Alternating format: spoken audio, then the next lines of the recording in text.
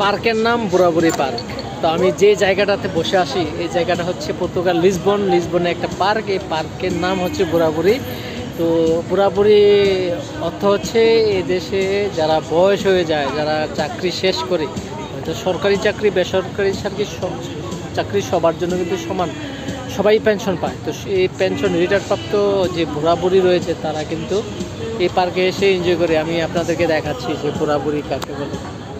এই যে দেখছেন অসংখ্য মানুষ বুড়াবুড়ি পার্কে বসে আছে, তারা রিটায়ার্ড।